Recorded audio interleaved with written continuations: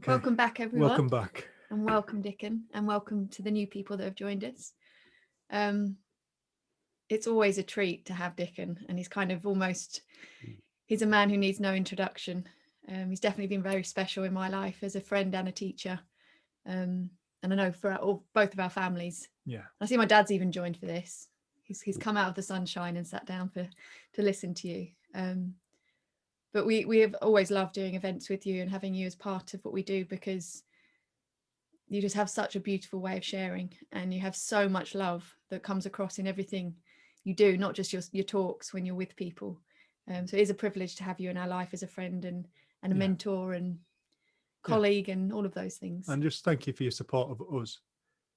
It means a great deal as well, does that, mate? So yeah, thank you for supporting us, and if you support us, we can support you, and it's nice, it all works. And just thank you for being part of this. And so for the next hour, we've got Dicken. If you want to allow time for questions, maybe allow some time towards the end for the questions. What time are we going on till? Around 4:30. Yeah. I don't know if Dicken have to zoom off or not, but that's about an hour. So we've got about an hour, but play it as we see fit. But we'd just like to hand it over to you, Dicken. Thanks for joining us, mate. Oh, you're welcome. Hey, Jen and Dave, before you leave, could you each just share a highlight for you from so far today? Yeah, isn't this fun? I put them on the spot. I actually really liked what Heidi said. My cousin Heidi, she said the idea that we were there at the beginning is strange, because there had to be something that created, like there couldn't have been a beginning. There had to be something that created it. And I was like, I hadn't thought of it like that. So that was really nice. Yeah, I think mine's probably going to be a bit kind of cheesy. But, you know, I look forward to these so much. I look forward to having so many people and getting to see people and meet new people. And I love seeing change take place within people. I love it. I buzz for it. That's why I love doing what we do. For me, the highlight is just the whole thing. The questions, it's just the getting together of people and all of us looking in the same direction, and the resonance that occurs within that space. I feel it. I benefit from it. It's, you know, people say to Jen and I, oh, you're so kind, you know, you do all this stuff and you're so kind. And we're like, nah, you're selfless. No, we're not. We're totally selfish. Do it because we love it, and we love people, and we love to see, we want to see, we was meant to read out our mission statement, weren't we? We'll read it out tomorrow, but we want to see change in this world towards kindness and love and unity.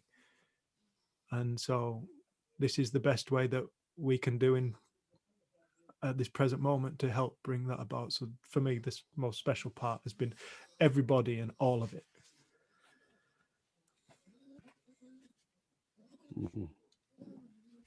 Well, sounds like it's been quite a day. I just want to thank everybody who is here.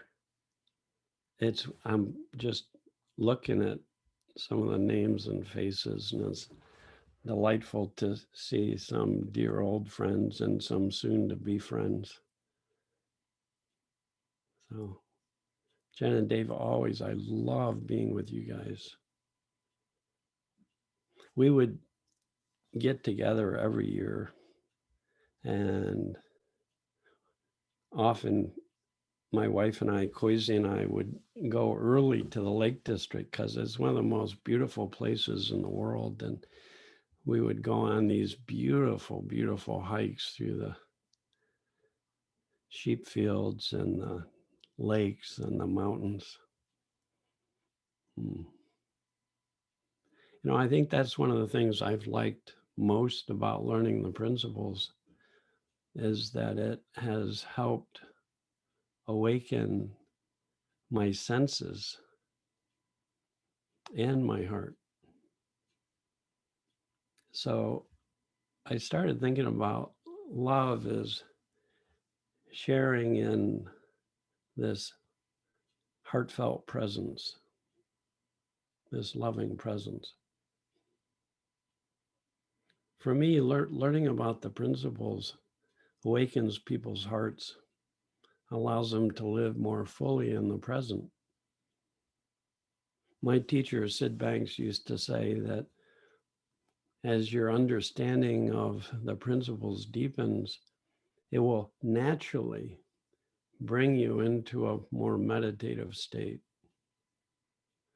a quieter mind.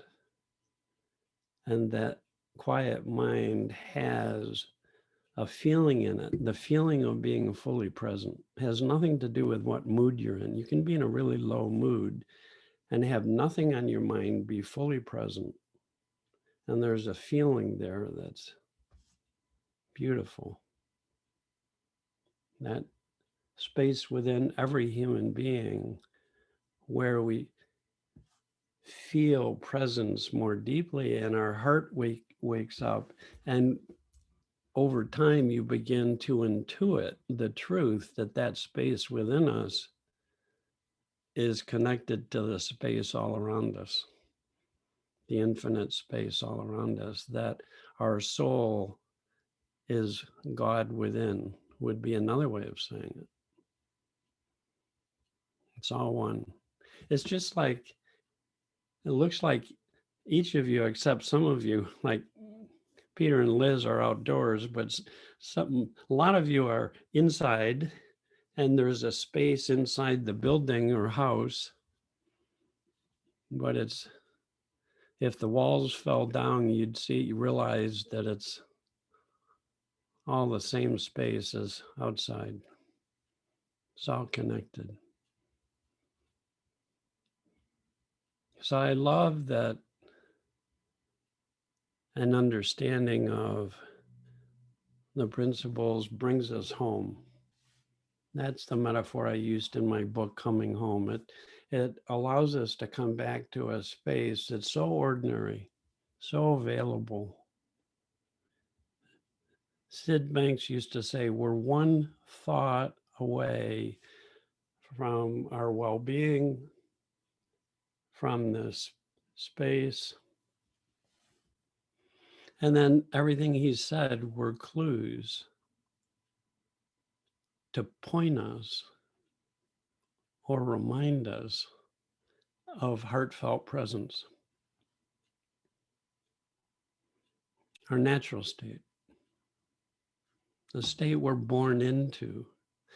Hold a baby in your hand and look at that baby's presence, and you'll be drawn into that space within yourself, because it's our birthright. It's innate. We're born with it.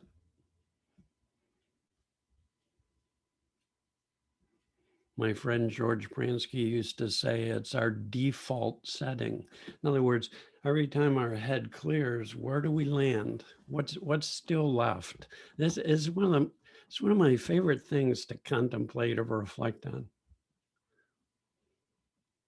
If I let go of every single thing I'm thinking and holding, and I don't believe a single thought, just for a moment, I don't believe a single thought, because the one source of psychological suffering is we get caught up in thought and then we believe it. That's the only psychological suffering. One problem, as some people say, one problem. So just in those moments where we let go of everything we're thinking, just for a moment, just temporarily, just for the hell of it, just because it's an interesting experiment, if you will. It's been done for centuries. People would stare into fires in their cave at night, and their personal thinking would fall away and they would quiet down.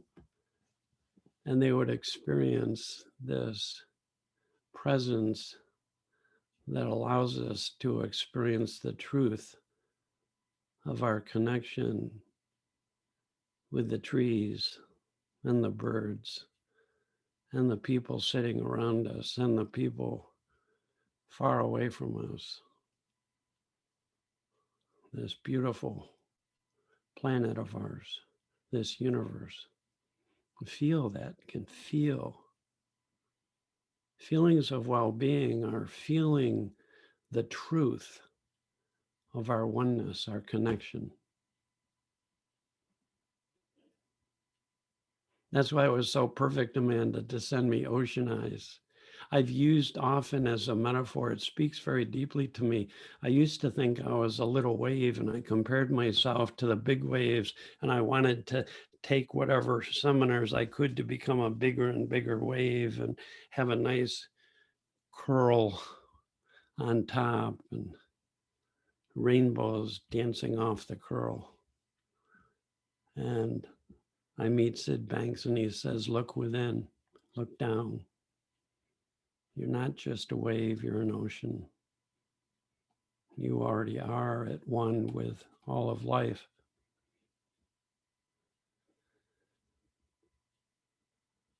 Now, there's lots of words that get used when they talk about our true nature.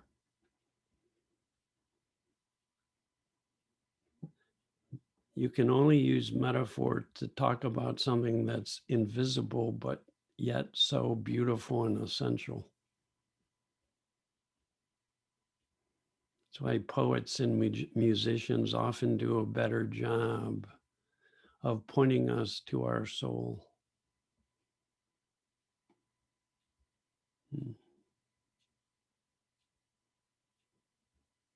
I like the word when all of my thinking falls away, just for moments.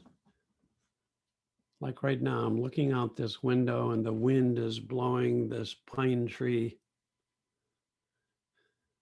And as my ideas and concepts fall away, it's just a dance. It's not even a tree anymore. It's just this beautiful thing waving in the wind.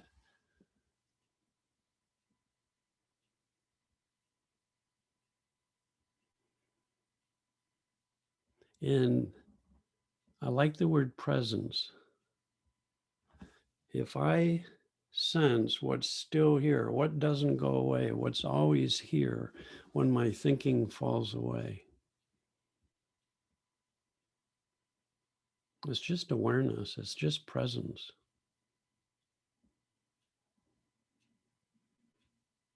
I've asked people all over the world, are you alive?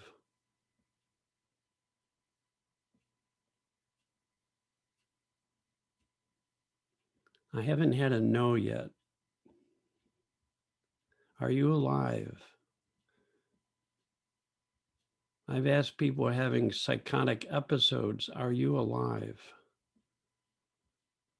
It doesn't matter what mood you're in, you can sense, are you alive? And when people say yes, they say, how do you know?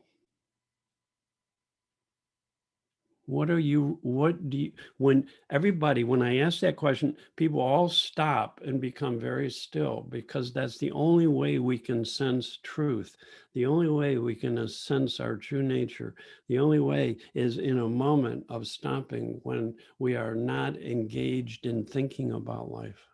We're just open, present. And then in that moment, we can sense this feeling of aliveness. So Sid Banks would say, it's all thought. And if you realize that, it'll bring you right to the now.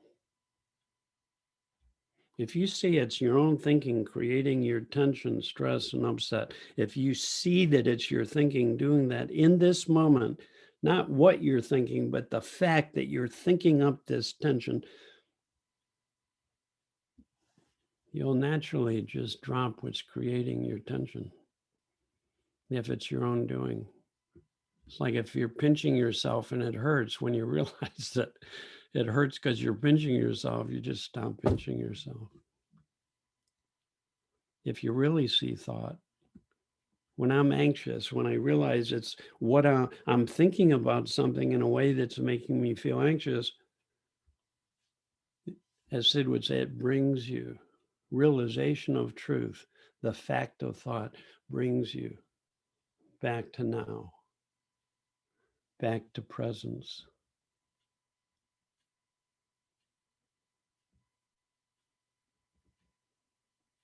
Same thing.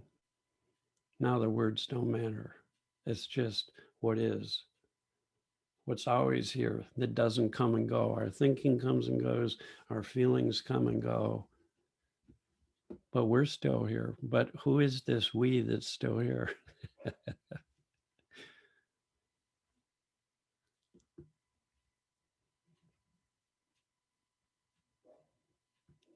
So when I meet up with Jen and Dave and we go for a hike through the Lake District. It's just presence hiking. You know what the beauty of presence? Without our personal thinking, there is no time. There's no past. You can see for yourself, if you let go of every single thing you're thinking, where's your past? Is there a past? The past is only memory anyway, so if you're not holding on to those thoughts, there is no past. There is no imagined future. There's no story in your head. No judgments, no shoulds. You even begin to discover there's no sense of personal self.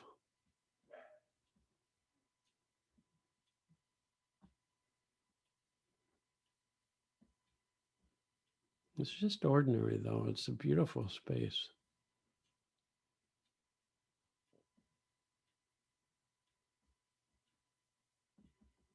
Eckhart Tolle says people don't stay in that space very long because they haven't realized the benefits of it.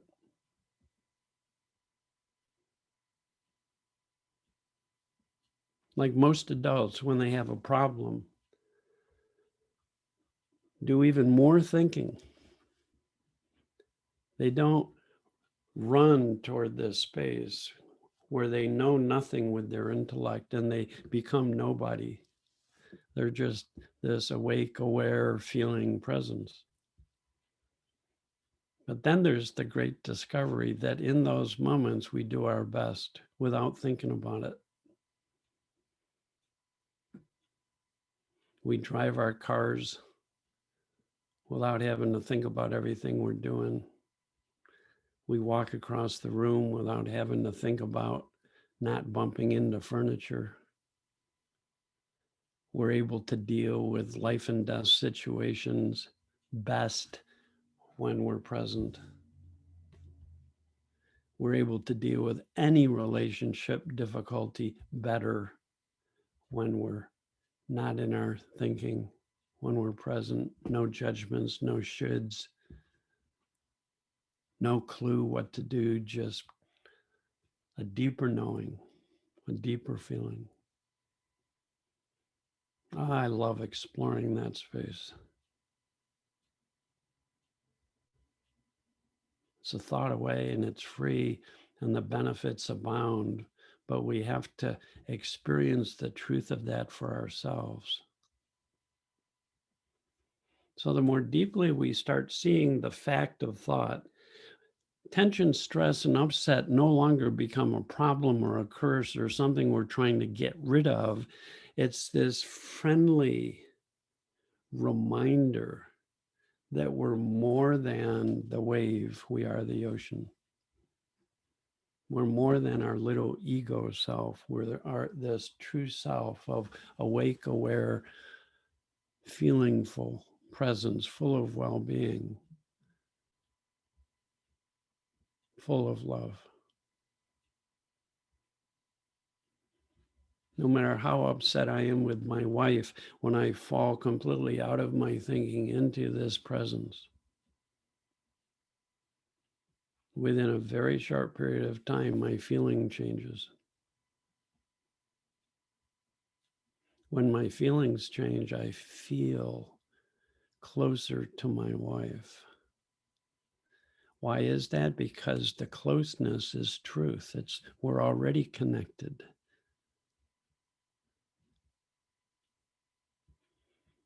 It says, if you want to experience the spiritual nature of life, if you want to experience love, if you want to experience peace or happiness, if you want to experience your connection that's already there with life. This was a beautiful teaching. He said, you must go beyond all of your personal thinking for a moment. You must go beyond your concepts about life, about yourself, about the relationship you're in, about the problems you're having. In Buddhism, they say, when you touch a space beyond concept, there's no self. And if there's no self, there's no problem. It's not a problem. You know why? Because you're not thinking problem. You're just present, not knowing.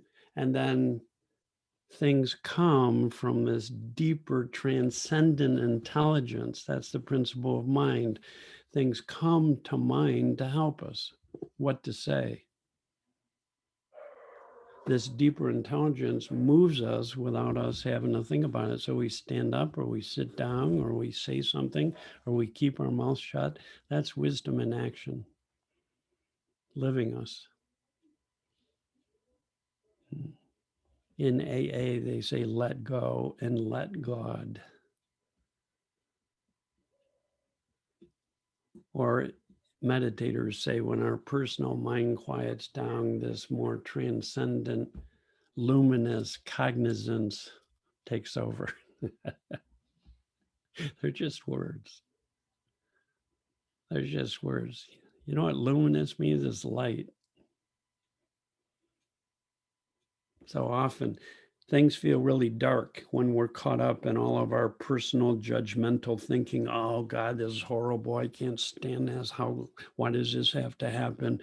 And then we fall out of all of that thinking just for a moment.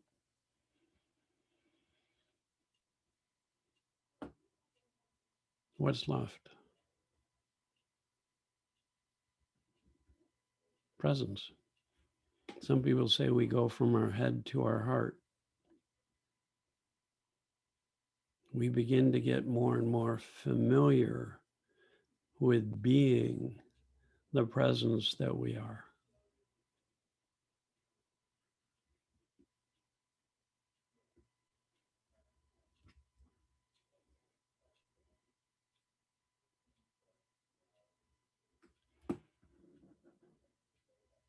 Said sometimes he called this pure thought. Here's all of our contaminated concepts, full of judgments.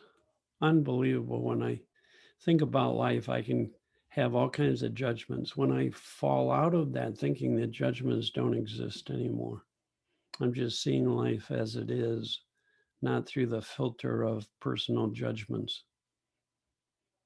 personal shoulds. Pure thought. He also called the same space pure consciousness. Awareness free of the contamination of our conceptual mind. Pure consciousness, just awareness. That's when our senses come alive. If we go for a walk by the ocean or in the woods, and we're caught up in our personal thinking, I guarantee we won't experience beauty. And as we get more and more present, as we often do in nature, not always, I've been known to think up a good storm while I was walking through the woods. I didn't even see the woods. I'm living in my imagined problem. But when we do fall open, all of a sudden we see beauty everywhere. And we start falling in love with whatever's around us, the trees, the ocean. Yesterday, I was driving over the mountains and I just was looking around, and here I am just sitting in this car and I am just blown away by the beauty all around me. The quieter our minds get, the more we experience love and beauty. It's a fact. Any person I've ever worked with, I've seen that happen for them as they start waking up out of thinking that burdens them, going, oh, why am I thinking about this if it burdens me, if it stresses me, if it upsets me? And they fall back into this default natural space of presence, our birthright. The Tibetans call it newborn consciousness, the consciousness of newborns. We become like a child again. We can experience awe and wonder and beauty. In relationships, that's what, man, I met my wife back in 1966. And when I fall out of my thinking into presence, I fall into love with her all over again. So the honeymoon stage doesn't have to go away. It's just a state of mind.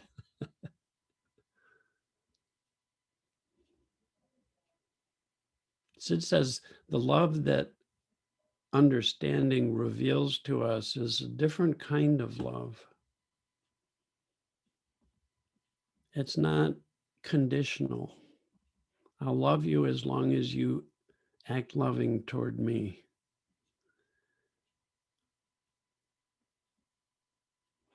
I'll love the trees if it's a sunny day.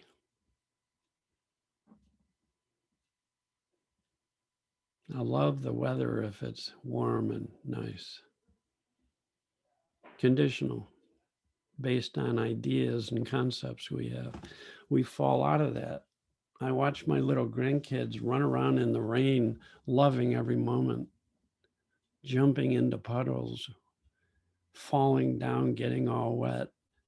Not a single judgment, just presence. The enjoyment of the senses, pure consciousness. The awakening of our sense of connection to life, love, free gifts. So Sid says it's a different kind of love. It's a love for the whole world because it's unconditional. It's a recognition of truth that we always have been and always will be part of one spirit, one energy.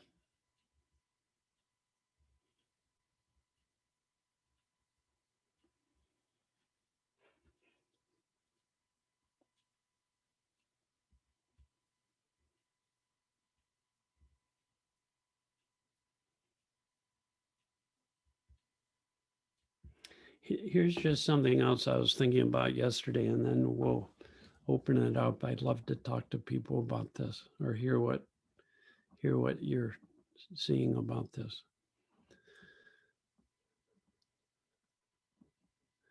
These days, there's more and more apparent division between people based on their beliefs. And it's the sign of ego. Ego is just, I am my beliefs. So if you challenge my beliefs, you're attacking me personally. So political situations in the world have become more and more divisive, where people feel the more we get wedded to our thinking, the more separate and different we feel from other people. And when we get caught up in our intellect, we become more and more judgmental. So we feel different and we judge. And it leads to all kinds of conflict and difficulties, not just in relationships, but in our communities. So we get prejudice and we get racism and we get all kinds of political division. Can you see how important spiritual teaching is? It says, please don't think that who you are is what you think. Just for a moment, experiment, go beyond everything you think. Just for a moment, just stop believing anything you think. One time I had an insight. I said, what would happen if every thought that came into my mind was not in English, but was in Chinese? Same thoughts, but in Chinese. I don't understand Chinese, right? So I could be thinking, oh God, I'm so stupid. I shouldn't have done that. What a, oh, geez.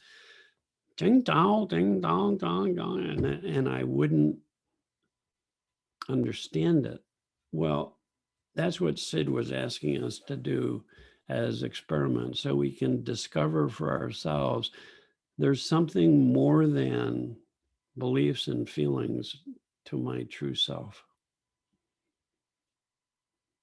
This deeper presence, free of thoughts, free of beliefs, free of concepts, pure thought, an awareness that's wide open and receptive. The field of awareness embraces everything the way the sky embraces the birds that fly through it and the weather that comes and goes. The sky of consciousness, pure consciousness, pure mind, the truth of oneness, connection, love. A deeper intelligence that knows how to create and operate life. A deeper intelligence in human beings called wisdom. And it's called wisdom because it knows how to move us toward the experience of love. Or it wouldn't be called wisdom, it'd be called stupidity, or I'm going to trick you today. It's just wisdom, deeper intelligence that moves life toward evolution and thriving, toward connection, our true nature. Shared being.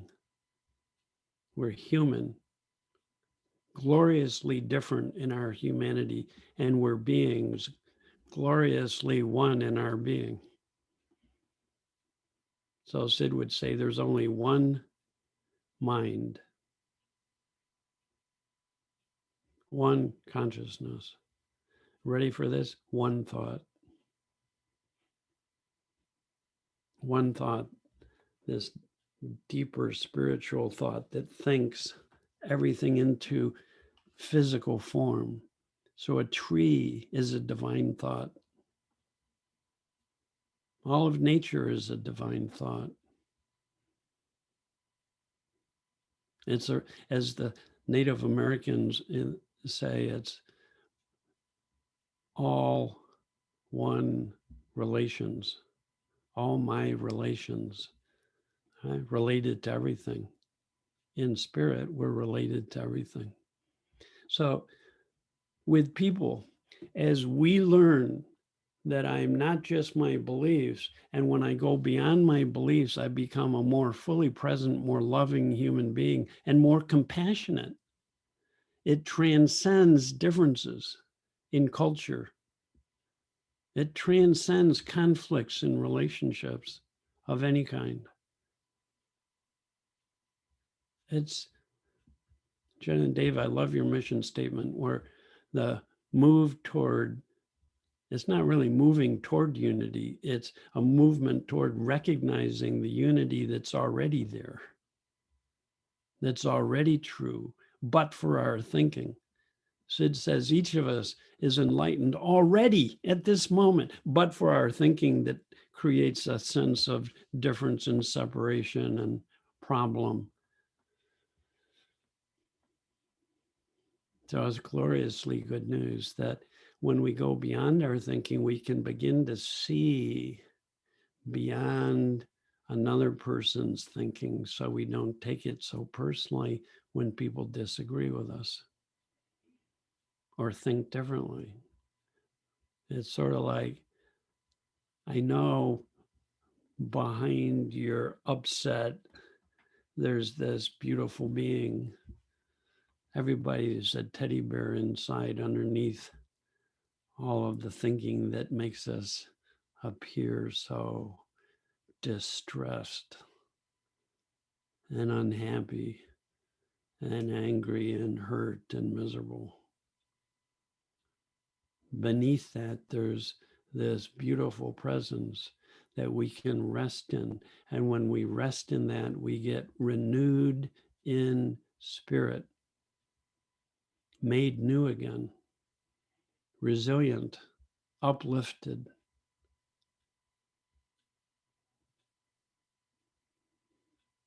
We lighten up.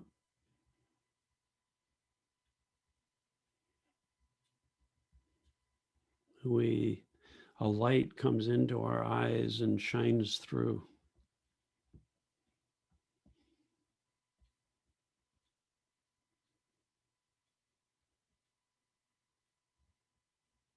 We don't have to wait until we die to see the light or be the light.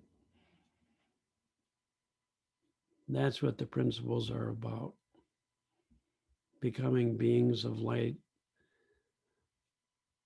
or realizing our true nature as beings of light, beings of love, beings of beauty.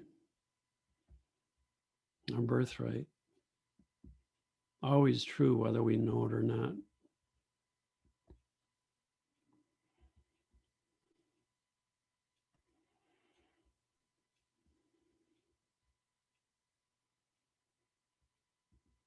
So that's what I woke up thinking about this morning. So I thought I'd share it with you, see where it went, and would love to hear from any of you, either what you're hearing or any questions you might have. Or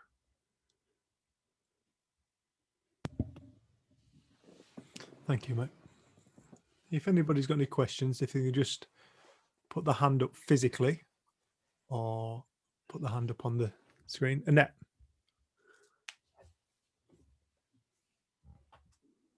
Just going to move Mum over. No. No. I have a question, Dicken. I'm seeing a lot today about thought, and yeah, good.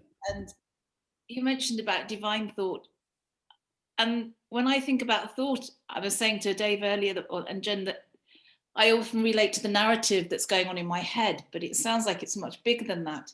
However, we have free will, and I'd love to hear what you've got to say about free will, because if we didn't have it, I think it would make life so much easier.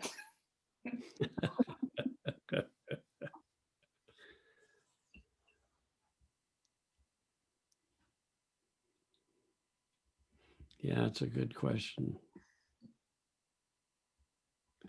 Free will is a concept that for some people can be very helpful, but because it's a concept, if it's not helpful to you, just don't worry about it.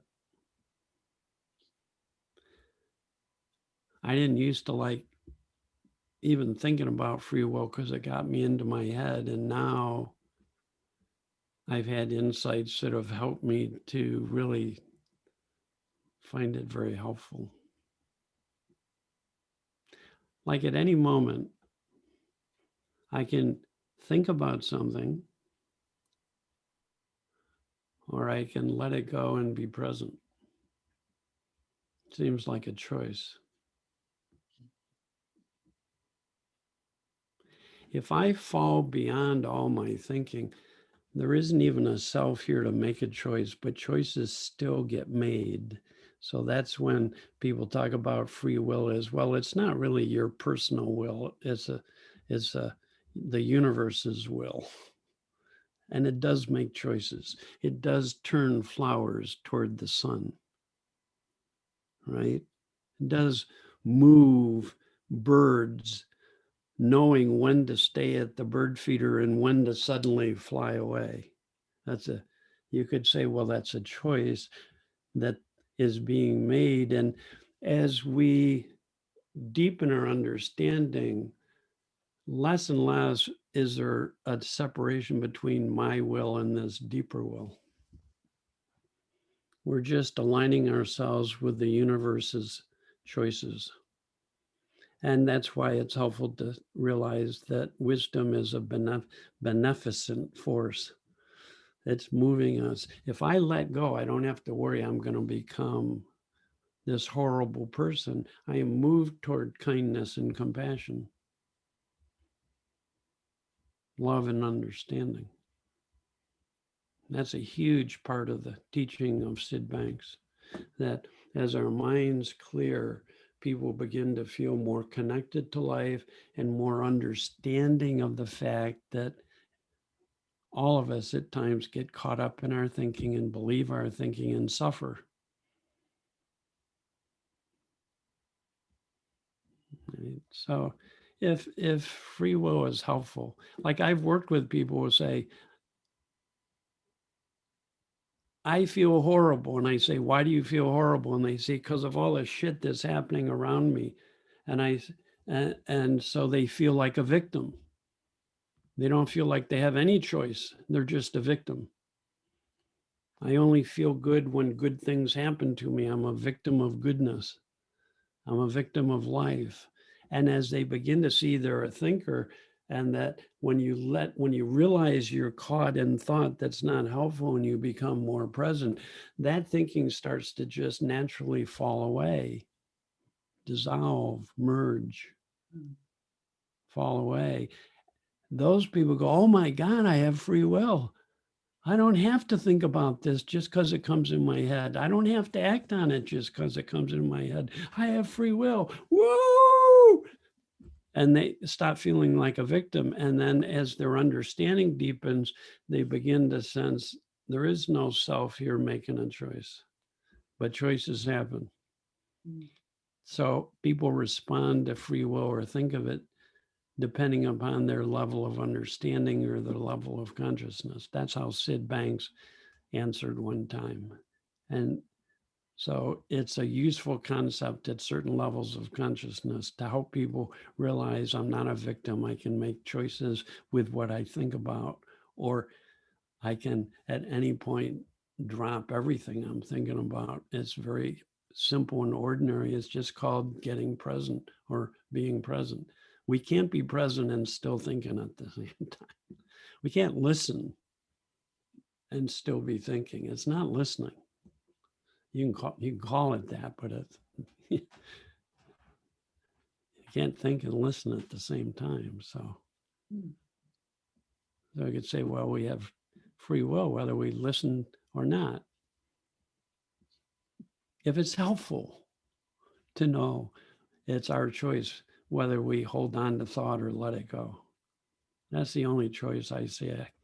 If I'm thinking about myself as a person sitting here, which is fun to do sometimes, then I like the idea that I have a choice. If I'm not here, I don't even care about this conversation. I don't know if that's helpful. I hope I didn't muddy it up, but it's an interesting conversation. People ask about this all the time, and it's good to see what makes sense to you or what's helpful to you. Yeah, makes sense. Yeah. Thank you. Oh, you're welcome, Annette. Looks like Margie has her hand up. Yeah, Maggie. I do. Thank you. It's delightful to be here today. I had this insight yesterday. This little question whispered through my mind. How do I really, really know when I'm just naturally letting go of thinking and falling back into my true presence? And when it's versus it being the habit of dissociating from really feeling. If you're asking yourself that question, I guarantee you're in your intellect. I used to do that all the time. I used to do that. It's called being confused. Am I this or am I that? Am I really letting go, or is this what letting go is? Is this? I'm trying to figure it out. Right? That's still thinking about it. in a moment of presence, we're just not holding on to thought. It can still be going on in our head, but we're not paying attention to it. And then there is no confusion. Now, the intellect won't like that. It would rather you make a choice and have an answer. All right. But in presence, there's no confusion. And when there's no confusion, this deeper intelligence lives us perfectly.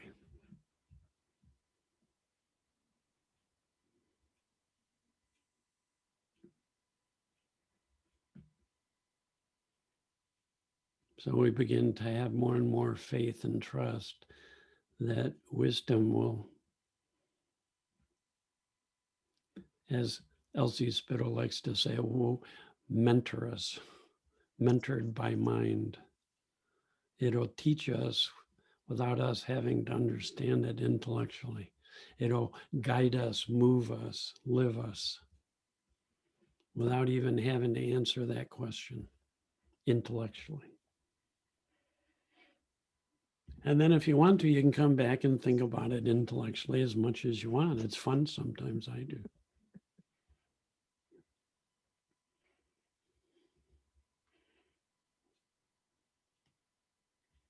Margie, is that helpful? I know and love when I fall into presence. I know the place deeply. Yeah. And it's Yeah. just the little moments when the thinking comes in, can I trust that this is real and I haven't just dissociated out of old habit?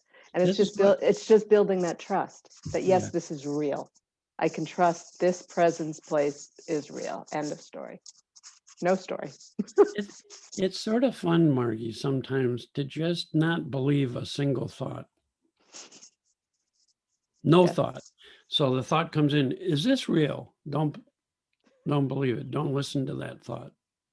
And presence is a moment where we're not believing, we're just present. One time Sid Banks saw me in a low mood, caught up in my thinking, and it seemed very real to me.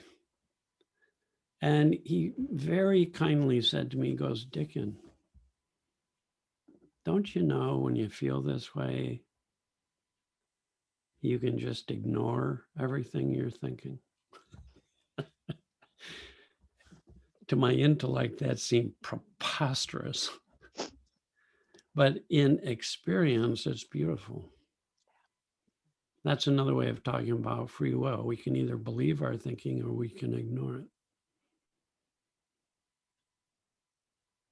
Whenever we stop to listen to somebody, we ignore what we're thinking or we wouldn't be listening.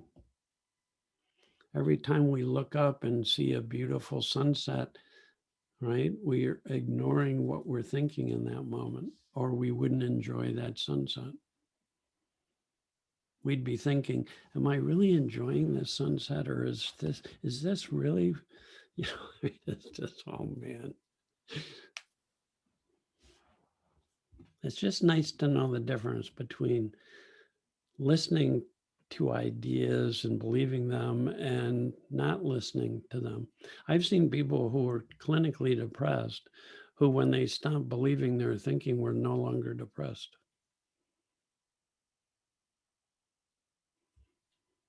Or anxious. In panic attacks, if you feel fear and you don't believe the thoughts that are coming through, they'll still come through and you'll still feel the feeling, but you're in your well-being. You're present. You're like a baby feeling something. And babies feel all kinds of things and they're fully present. They just don't make up a story about it. When I had COVID, I was sicker than I've ever been, and I had very little story about it. It was really interesting. Very little story. I was the aches and pains. without, oh God, this is horrible. How long is this going to last? I can't believe it. Why is this happening to me? Just no stories. So then after the symptoms went away for 4 days, I had no personal thinking story going on in my head. And I was just, I'd walk outside and I'd feel the wind on my face and I'd start crying. It was so beautiful. I'd see the light reflecting on the ocean and it would be spectacularly moving. I'd hear the birds sing and it was the most beautiful music I'd ever heard. I was wide open. I got a deeper appreciation of where Sid was pointing us. Presence, pure presence. No story. Now, there's nothing wrong with going into your intellect and thinking about things, and there's all kinds of beautiful ways we can use the intellect in harmony with wisdom, right? But as soon as we feel tension, stress, or upset, or get confused, that's an indication that we're starting to overuse or misuse the intellect. And it's a reminder that there's a whole nother dimension to our being, right? And it's time to let wisdom weigh in on our life. See what wisdom has to say.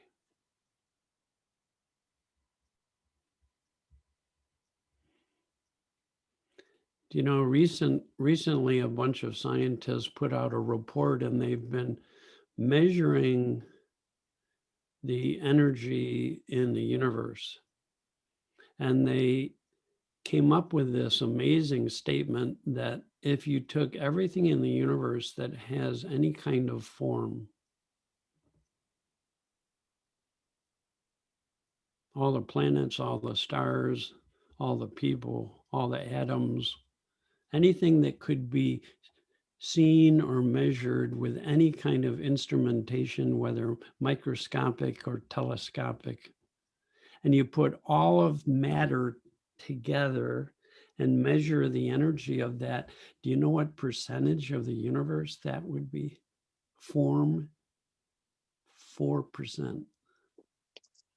So as human beings, the human is only 4%. Our being, Sid would say, is infinite, but just for fun, as a metaphor, we'll say 96%. So our true self is 100%, because it's all of it. So you can see if we over rely on 4%, there's 96% of our wisdom being that we're not even paying attention to and letting lift our spirits and bring us feelings that are helpful, that lift us up, and filled with a knowing that has nothing to do with the intellect, where you just know what to do or how to respond to some horrible thing that's happening in your life. Common sense is the visible face of wisdom showing up in a nice feeling. Or I should say, just the feeling of presence. Even if you're in a horrible state, you're either thinking about your life and you're in the story, or you're feeling lousy and you have no story and you're not thinking about it, and you're in newborn consciousness and you're wide open, so you have access to your common sense. So you know when to keep your mouth shut, when to walk out of the room, when to say something.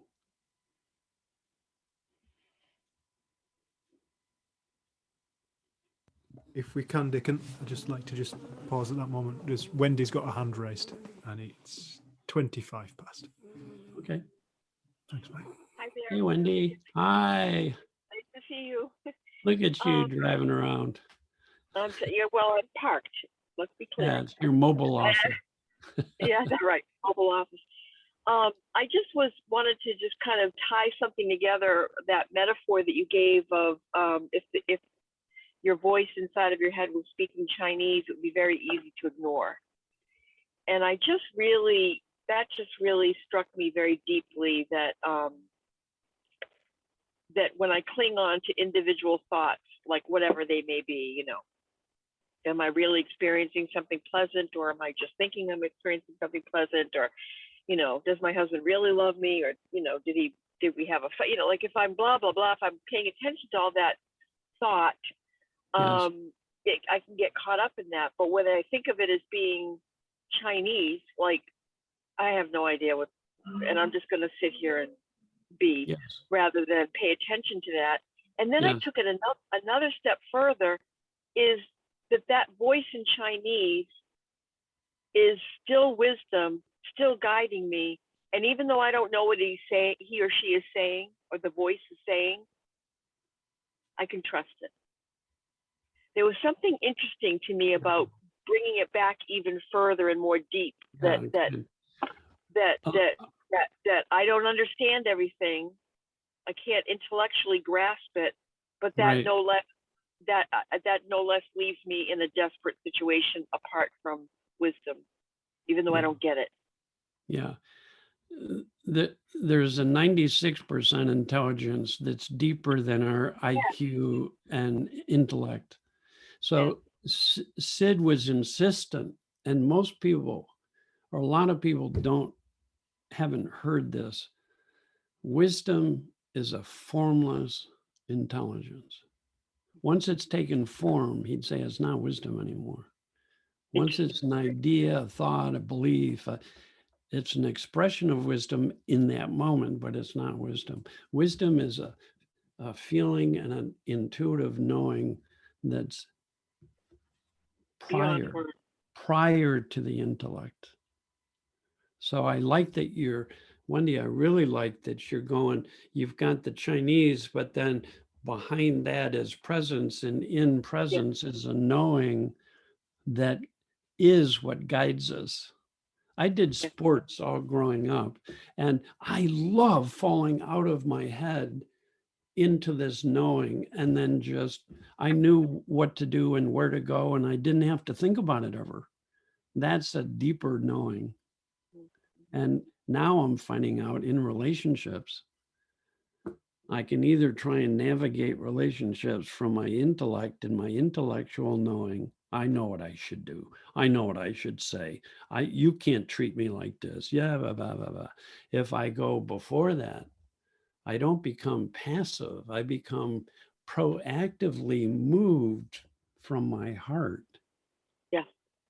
Proactively moved. Wisdom is a proactive, responsive intelligence that moves the trees toward the open space so they get more light, that move flowers toward the light, moves birds away from danger.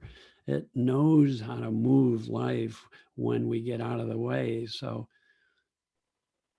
let go and let God is just a metaphor. It's powerful. Thank you. I joke around with my friend Natasha and say, I love it when this little Dicken gets out of the way and the other guy shows up. Because that's how it feels. I don't have a clue what to say or do. People tend to think that if you're with someone and they're telling you some very big difficulty, that you should have an idea what to say or do. It's way better when we go into the unknown. We don't have a clue what to say or do. And I guarantee something will pop into your mind to say. But it comes from a deeper place than your intellect, because it pops into your mind fresh. And you learn to trust. That's how I work with people, is I listen to them and I wait, and then something pops in, then I say it. So it doesn't feel like I have to do the work. The other guy is the one talking. I just get out of the way. Forever to be called Mr. or Mrs. 96. The other guy. The other guy. Oh, 96. Oh, I get it. Mr. or Mrs. 96. Yeah. Or Ms. That's right. That's the Amanda's song, Ocean Eyes. You know, it's the Ocean Eyes is seeing with the 96. Yeah. Dicken, we're almost 25 to. Have you got time if there's any more questions, or do you need to? Yeah, if there's another question, I'll be glad to. Mrs. Thomas. Amanda. It wasn't really a question, but just to follow on from what you said, Dicken, about the ocean eyes. That's when I was listening to you with your coming home workshop with Natasha, and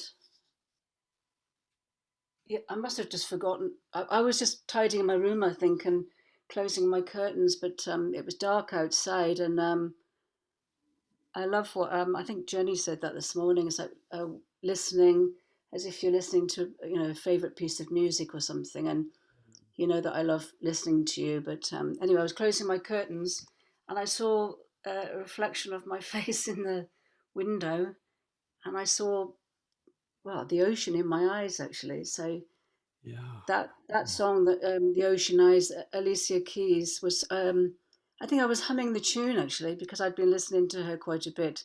But then I came across that one with Billie Eilish, so I thought you might appreciate that. Yeah, very much. No, I loved it. It was perfect for this morning. I was sitting there with my cup of coffee and listening to that. Beautiful Anyway, just to song. say thank you, Dicken. You're always an inspiration, and feel really grateful for everything you've taught us over the years. Thank you. It is interesting that when people drop out of their thinking, the light in their eyes gets stronger. That's why they say your eyes are the windows to your soul. That's why the oldest metaphor in yoga, it's like 2,000 years old, is we're caught in thoughts, that's being caught up in storm clouds. And when we go a little deeper, it's blue sky. And then the discovery is in blue sky, there's this inner light that warms us and nourishes us, warms others and nourishes others. Be a light unto the world, right? Sid would say, go inside, raise your level of consciousness and literally bring more love and understanding into the world. That's our only purpose. Forget everything else. Forget everything else. That's our purpose. Right? And each of us then can participate in creating a healthier world by helping. When we raise our level of consciousness, since we're all connected in one ecosystem of consciousness, it improves the health of the whole system. So that's how we help raise the overall level of humanity. And that each of us can play a part in that, just right where we are right now. As Sid would say, you want to help the world, go beyond all concepts, touch that space, rest in it, be aware of that feeling, and then give that away. Bring it in, allow that kindness and warmth and loving to come into the world. You are literally helping to raise the level of consciousness of the world, of your family, of your relationships. And that feeling is full of wisdom that will guide you so that you can navigate through extremely difficult circumstance if you need to.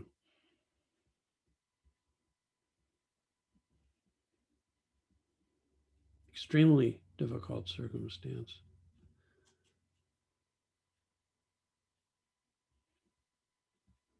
It guided me once.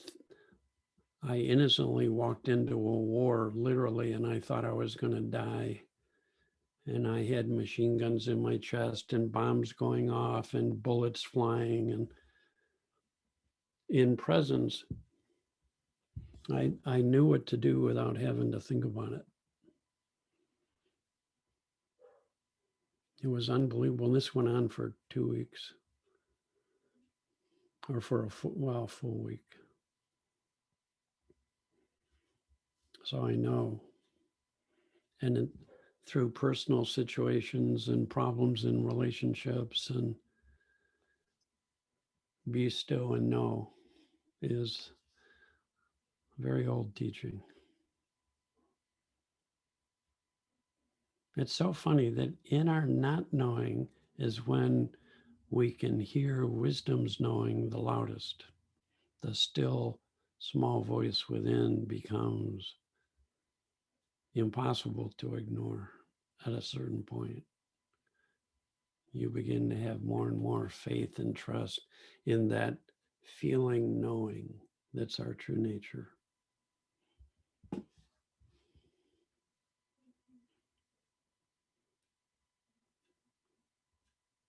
So ocean eyes, Amanda. Like when my granddaughter was 5 years old, we're driving around. She goes, Poppy, Poppy, I have magic eyes.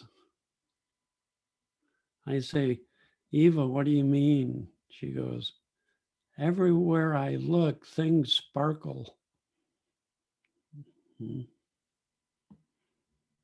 She's been an enormous wisdom teacher for me all these years. She's 12 now. Oh my God, is she still a bundle of joy. And I just spent 5 days with her. Oh, geez. Anywho.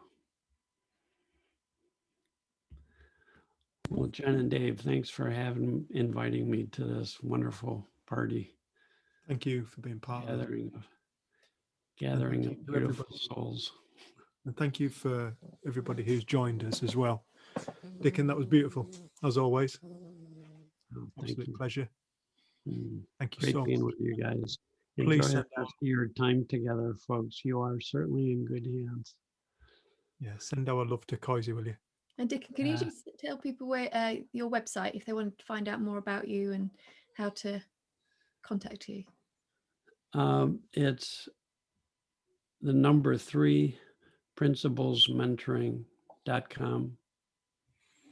Or if you want talks, you can just Google my name on YouTube, and I found out there's like 3 pages of talks. So you can always go there if you want to listen more. Cool. Thank you. Thank you, mate. Okay. Love you guys. Love you too, mate. Thank you. Have a wonderful day. Bye, everybody. Before everybody goes, thank you for a lovely day, everybody who's been here all day. We've had a lovely time. And I just want to talk about why we're doing this and how we're doing this. We're doing this at this time to help people who are perhaps struggling. We put this on over 3 days, and we're doing this via donation. So we haven't set a fixed amount for people to donate because we are aware that at the moment, some people are struggling. But this is the way Jenny and I make a living, and we pay our speakers. If people cannot afford to make a donation, we ask that people do an act of kindness. Please go into the world and do something kind for somebody else. The way that we are looking to start running Freedom Thinking is by trusting in people's humanity. The more we trust in the humanity of people, the more beautiful this world will become. The more we start to embrace honesty and trust and cooperation. It's the way that nature works, and it's the way that we're looking to start running our business. So rather than having a set amount for coming on these talks over these next 3 days, we're just asking people to make donations to Freedom Thinking so we can continue with our work. But likewise, if people really are struggling, they genuinely are struggling, everybody can afford to do an act of kindness. So that's what we ask. And we thank everybody so much for a beautiful day. I have thoroughly enjoyed it. We get to day 3 and Dave's already trying to plan it. Yeah, So add a day on. Let's do another day. Keep going. Let's do another day. But Yeah, somebody just turned up at our door. It's Mark and Colette. I know, naughty buggers. But just want to say thank you. Tomorrow we're starting at 10 o'clock UK time. And tomorrow we also have Dr. Bill Pettit talking with us as well. So we look forward to seeing people there and sending everybody love. These are recorded, by the way. So if anybody has people who they feel might benefit from this but couldn't make it today, these are recorded. Please feel free to throw them in people's directions. We're not putting limits on this for where it goes to. We want to help people. So if you know of anybody, please pass it on. Loads of love, everybody. Thank you. Look forward to seeing you tomorrow.